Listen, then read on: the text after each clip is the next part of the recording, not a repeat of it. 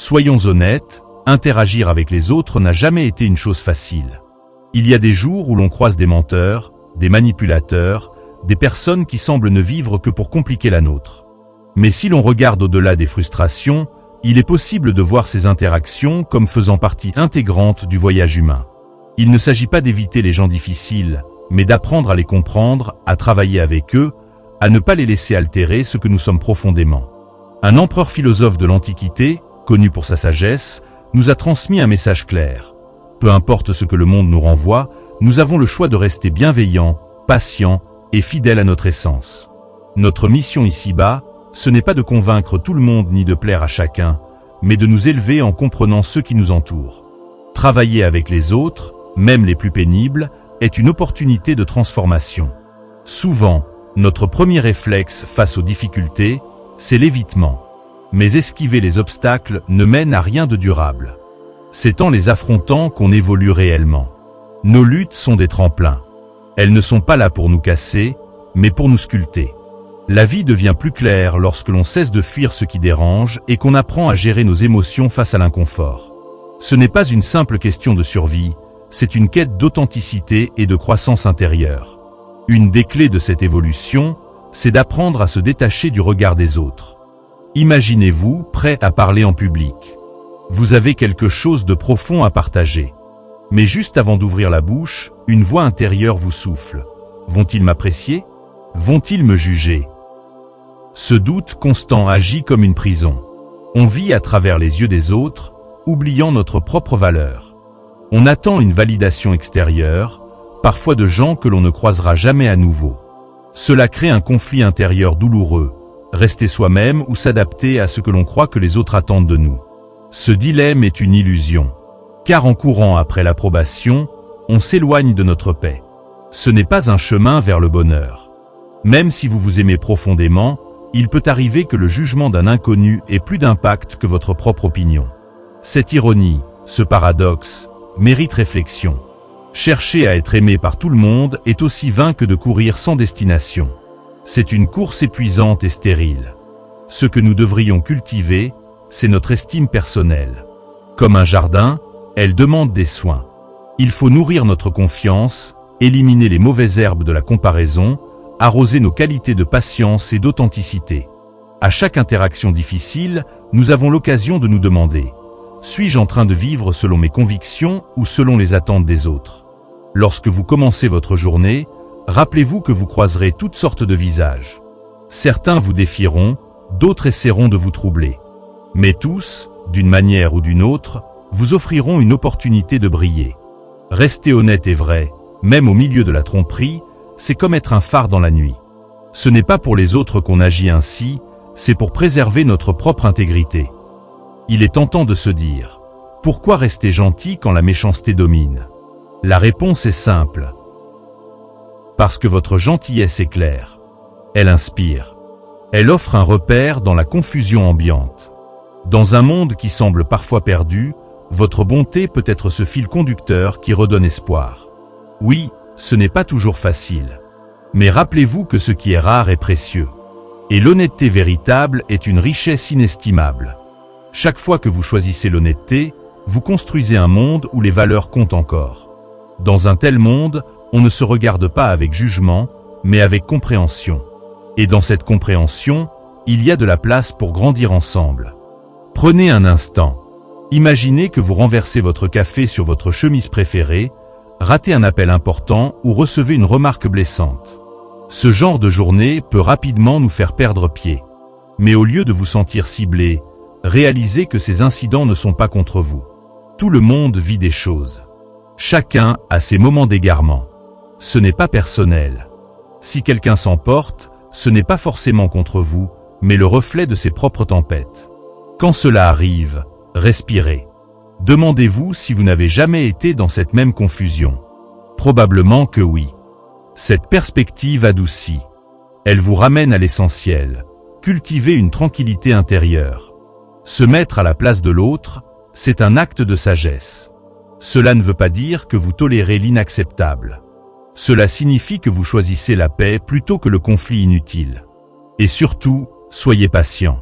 La patience, ce n'est pas l'attente passive. C'est une force. C'est savoir qui vous êtes, même quand tout bouge autour. Chaque jour, on est pressé, bousculé, poussé à réagir. Mais la patience permet de rester centré, de ne pas répondre du tac au tac, d'observer, de comprendre, puis d'agir avec discernement. C'est là votre vraie puissance. Dans une époque où tout va trop vite, la patience vous distingue. Elle montre que vous n'êtes pas gouverné par l'instant, que vous savez que les vraies choses prennent du temps. En cultivant cette patience, vous devenez une ancre dans la tempête, un repère pour ceux qui vous entourent. Et dans cette maîtrise, vous posez les bases d'un avenir plus solide. Alors, la prochaine fois que vous êtes frustré dans la circulation ou pressé au travail, respirez. Voyez une occasion de développer cette force tranquille. Parce que c'est dans ces petits instants que se forme un caractère admirable. Être un exemple, ce n'est pas forcément faire de grands discours. Parfois, il suffit d'un geste, d'une attitude, d'une manière d'être. Aider une personne âgée, tenir une porte, écouter sans interrompre, tout cela parle. Ces actes silencieux résonnent bien plus que les paroles. Ils inspirent. Vous devenez alors cette personne qui influence sans imposer. Un modèle. Et dans un monde saturé de distractions, ce rôle est plus crucial que jamais. Car en agissant avec cohérence, vous créez une chaîne d'influence positive. Chaque décision de rester calme, chaque geste de bienveillance, devient un maillon qui renforce le tissu social autour de vous. Et que faire des ondes négatives? Elles existent, bien sûr. Il y a toujours quelqu'un pour critiquer, pour rabaisser. Mais vous n'avez pas à les laisser entrer.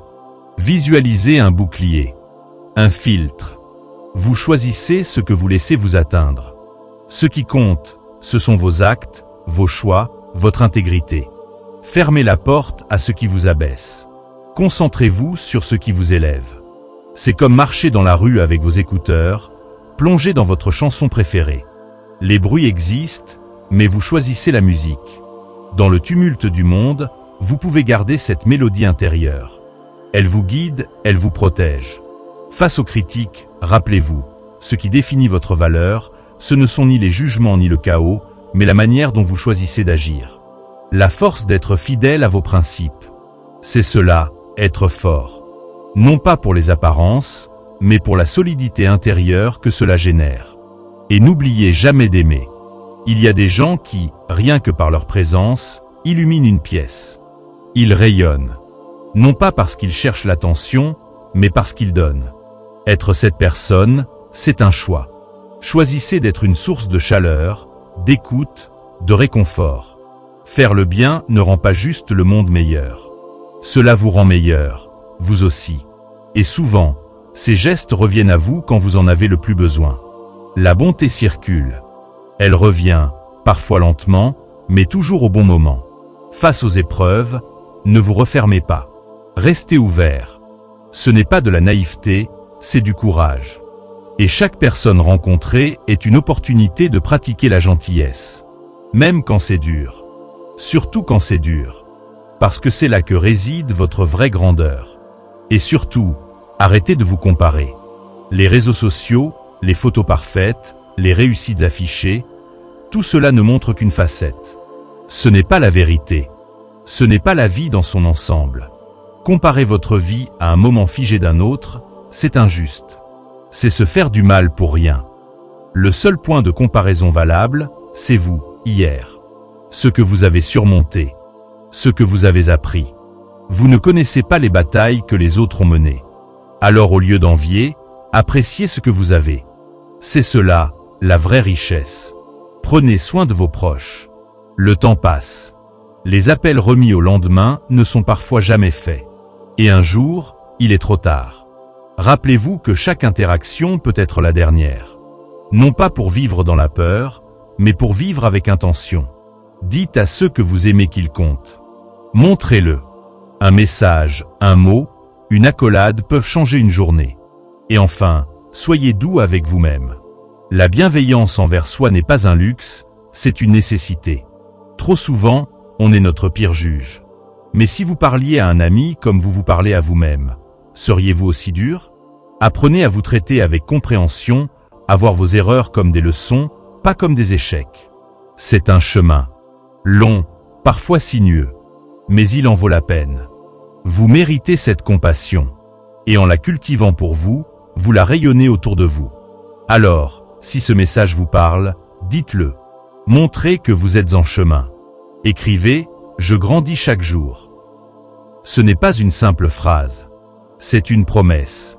Une preuve que vous avancez, que vous cherchez, que vous bâtissez quelque chose de plus fort, de plus doux, de plus grand.